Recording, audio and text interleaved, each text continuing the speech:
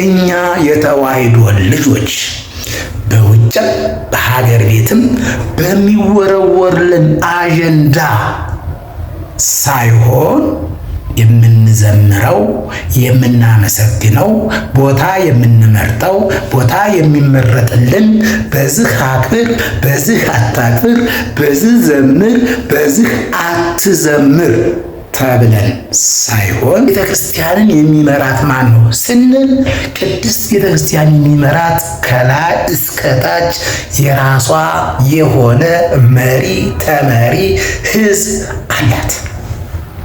አእላፋት ዝማሬን በተመለከተ የምናገረው ነገር ቢኖረኝ ውድ የተዋሕዶ ልጆች ይህን አእላፋት ዝማሬ በየዓመቱ ታኅሳስ 28 ቀን በአዲስ አበባ ቦሌ መድኃኔዓለም ይከበር ነበር። የአእላፋት ዝማሬ ማክበር፣ ለመዘመር፣ እግዚአብሔርን ለማመስገን፣ የድንግል ማርያምን ልጅ ከፍ ለማድረግ ቅዱሳንን፣ ጻድቃንን፣ ሰማዕታትን እንዲሁም እናታችን ቅድስት ድንግል ማርያምን ለማመስገን የምንወጣበት በጉጉት የምንጠብቀው ዓመታዊ ታላቅ የተዋሕዶ የአእላፋት ዝማሬ ይታወቃል።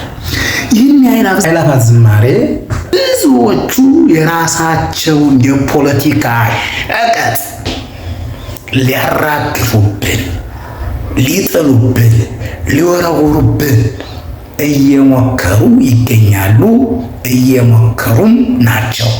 ስለሆነም እኛ የተዋሕዶ ልጆች በውጭም በሀገር ቤትም በሚወረወርልን አጀንዳ ሳይሆን የምንዘምረው የምናመሰግነው ቦታ የምንመርጠው ቦታ የሚመረጥልን በዚህ አክብር፣ በዚህ አታክብር፣ በዚህ ዘምር፣ በዚህ አትዘምር ተብለን ሳይሆን እኛን የተዋሕዶ ልጆች የሚመራን ማን ነው? የሚያስተዳድረን ማን ነው? ቅድስት ቤተክርስቲያንን የሚመራት ማን ነው ስንል ቅድስት ቤተክርስቲያን የሚመራት ከላይ እስከ ታች የራሷ የሆነ መሪ ተመሪ ሕዝብ አላት።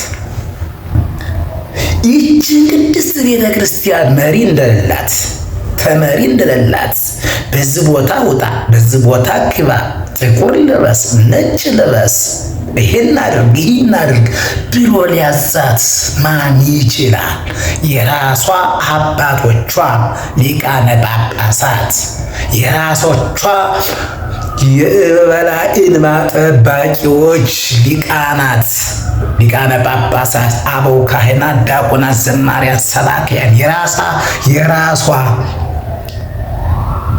የራሷ መሪ ተመሪ እያላት በማንም ፖለቲከኛ በማንም ሃይማኖታዊ ይዘት ይኑረው አይኑረው ፖለቲካ ይዘት ይኑረው አይኑረው አቋም በሌለው ተገለባባጭ የምትመራ ተዋሕዶ የምትመራ ቅድስት ቤተክርስቲያን የሚመራ አእላፋት ዝማሬ የለም።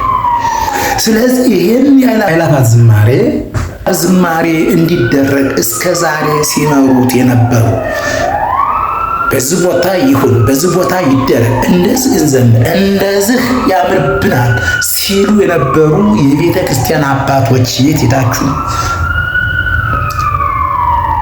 አንዱ በቀኝ አንዱ በግራ አንዱ በፊት አንዱ በኋላ ቅድስት ቤተ ክርስቲያንን እየጎተታት አማኟን ግራ እያጋባ ሕዝቧን ግራ እያጋቡ የሚገኙትን ሰዎች ሃይ ብላችሁ ወጥ የሆነ አቋም ወጥ የሆነ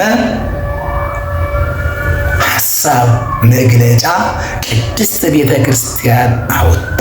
በዚህ ቦታ ይዘመራ፣ አለባበሳችን እንደዚህ ነው፣ ዝማሪያችን እንደዚህ ነው፣ የሚመራው በሊቃነ ጳጳሳት፣ በሰባክያን፣ በዘማሪያን በነከሌነት ተብሎ ቁጭ ተደርጎ መመራት ስንችል ማንም ጣልቃ እየገባ ረዥም እጁን እያስገባ የሚፈተፍትበት